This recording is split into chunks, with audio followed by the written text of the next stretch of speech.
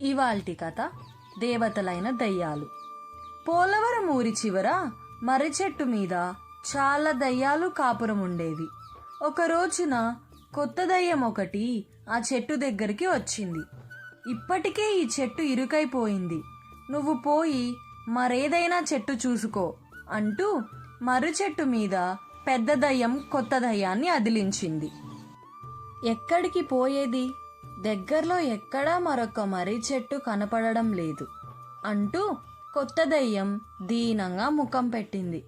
అయితే మనుషుల మధ్యకి పోయి ఉండరాదు అన్నదొక దయ్యం. మనుషులతో వేగడం మహా కష్టం.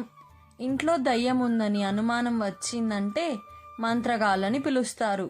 వాళ్ళు పెట్టే బాధ భరించలేకే నేనిలా పారిపోయి వచ్చాను. మర్రి చెట్టు గాలి తప్ప మరేదీ పడదు నాకు అన్నది కొత్త దయ్యం. చెట్టు మీది దయ్యాల్లో కాస్త ఉపకార బుద్ధి గల దయ్యం ఒకటున్నది.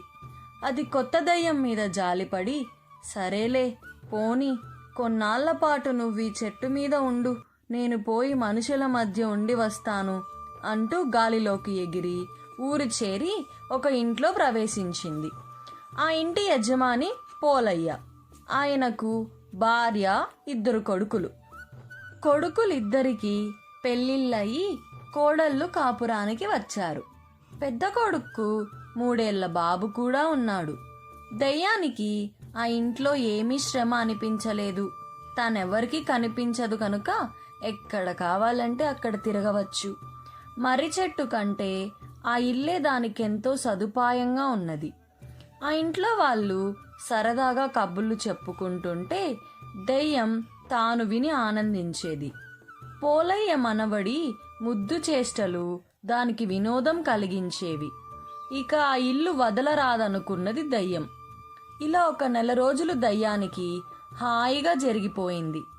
ఒక రోజున ఇంట్లోని 3 ఆడవాళ్లు కబుళ్లలో పడ్డారు. చిన్న కోడలు అత్తగారిని మెచ్చుకుంటూ, మన పొరిగింటావిడ కోడల్ని దయ్యంలా వేధిస్తున్నది, మా అదృష్టం కొద్దీ మీరు మాకు అత్తయ్యగా దొరికారు అన్నది.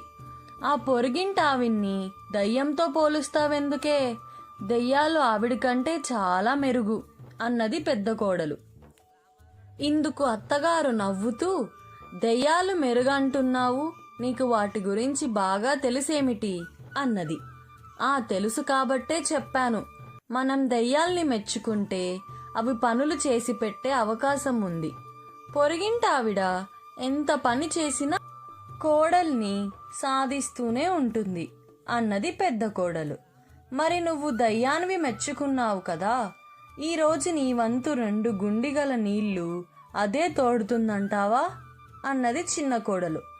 ఏమో, ఎవరు చెప్పగలరు, మనం నిద్రపోయి లేచేసరికి అలా జరిగినా జరగవచ్చు అన్నది పెద్ద కోడలు.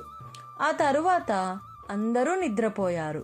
ఈ సంభాషణ విన్న దయ్యానికి తనను మెచ్చుకున్న పెద్ద కోడలంటే అభిమానం ఏర్పడింది.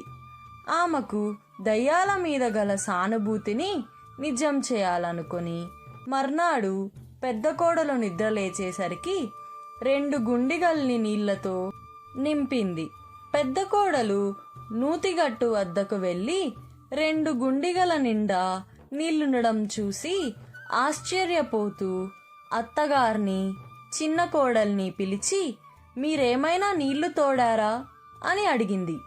ఇద్దరూ తోడలేదన్నారు. చిన్న కోడలు ఒక్క క్షణం ఊరుకొని, రాత్రి మామగారు మన మాటలు విని మనని ఆట పట్టించేందుకు ఈ పని చేశారేమో అన్నది. అయితే పోలయ్య అతడి 2 కొడుకులు నూతు దగ్గరకే రాలేదన్నారు. కొంపదీసి ఏ దయ్యమో ఈ పని చేయలేదు గదా అన్నది చిన్న కోడలు. దయ్యాలకిలాంటి ఉపకార బుద్ధి ఉండదు, తమాషా కోసం మనలోనే ఎవరో ఈ పని చేసి ఉంటారు అంటూ పోలయ్య అందరి ముఖాలకేసి పరీక్షగా చూశాడు.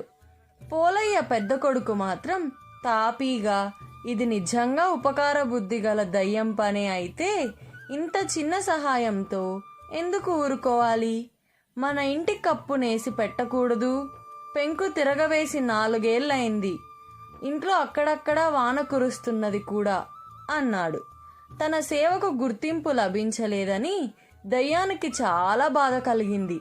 అది రాత్రి ఇంటి కప్పు మీది పెంకులన్నీ చక్కగా సర్దిపెట్టింది. మర్నాడు తెల్లారి లేస్తూనే అంతా తనను మెచ్చుకుంటారని దయ్యం ఆశగా ఎదురుచూసింది. అయితే పోలయ్య నిద్రలేస్తూనే ఒక గావు కేక పెట్టి పడిపోయాడు. ఆయన ఇద్దరు కొడుకులు కంగారు పడి వైద్యుణ్ణి పిలుచుకు వచ్చారు. వైద్యుడు పోలయ్యను పరీక్షించి, ఈయనకు కడుపులో పుండు ఉన్నది, శస్త్రచికిత్స చేయాలి, కొంచెం బాధాకరంగా ఉంటుంది, అది అంతగా తెలియరాకుండా మత్తుమందు ఇస్తాను అన్నాడు. తరువాత శస్త్రచికిత్స చేసి మత్తుమందు ఇచ్చి వెళ్ళిపోయాడు. దయ్యం ఇదంతా చాలా ఆశ్చర్యపోతూ చూసింది. పోలయ్య త్వరగా కోలుకుంటే తప్ప ఇంట్లో వాళ్లకు తన మంచితనం గురించి తెలియదని నిరుత్సాహపడింది. 4 రోజులు గడిచినాయి. బాధ అనిపించినప్పుడల్లా పోలయ్య మత్తుమందు వేసుకుని నిద్రపోయేవాడు. ఈ గొడవలో ఇంట్లో వాళ్ళెవ్వరూ కప్పు మీది పెంకునేత గమనించలేదు. ఒక రోజున పెద్ద వాన ప్రారంభమైంది. పోలయ్య మంచం మీద లేచి కూర్చొని కొడుకులతో, ధ్యానం గది జాగ్రత్త, అది తడిసిపోవడం జరిగితే మనం తిండికి అవస్థ పడాల్సిన అవసరం వస్తుంది అంటూ కేకలు పెట్టాడు. అందరూ ఇంట్లో తలా ఒక చోటుకు వెళ్ళి చూశారు.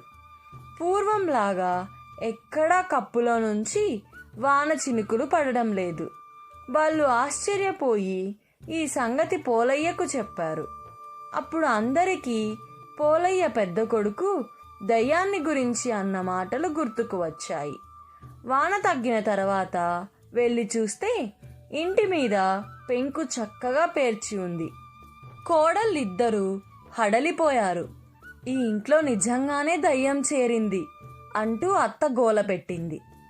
మంత్రాల మరిడయ్యను పిలుచుకొని వస్తాను అంటూ పెద్ద కొడుకు ఊర్లోకి వెళ్ళాడు.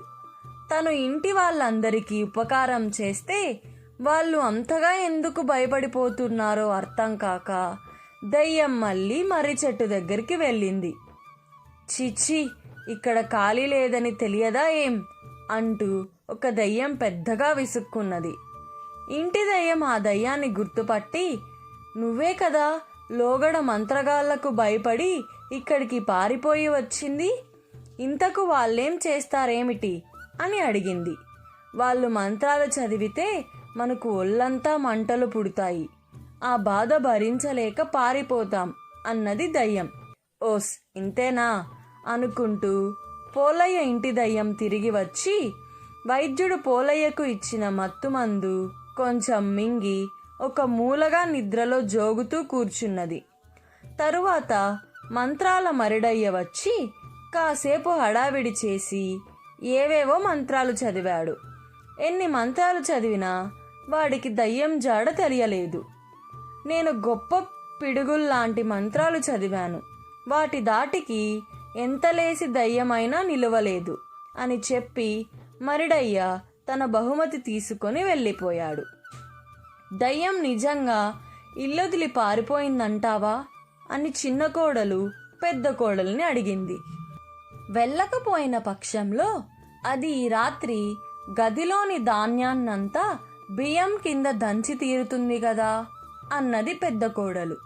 ఆ సరికి దయ్యానికి మత్తుమంది ప్రభావం దిగిపోవడంతో ఈ మాటలు విని అది రాత్రికి రాత్రే గదిలోని ధాన్యాన్ని దంచి బియ్యం చేసింది.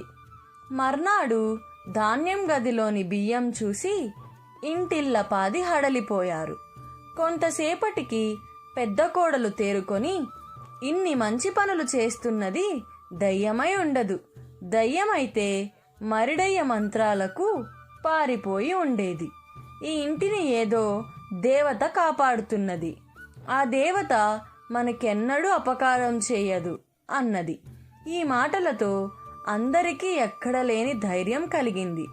పోలయ్య ఇంటి దయ్యం ఉత్సాహంగా మర్రి చెట్టు దగ్గరికి వెళ్ళింది. మంత్రాల మరిడయ్య తరిమేశాడా అని ఒక దయ్యం అడిగింది.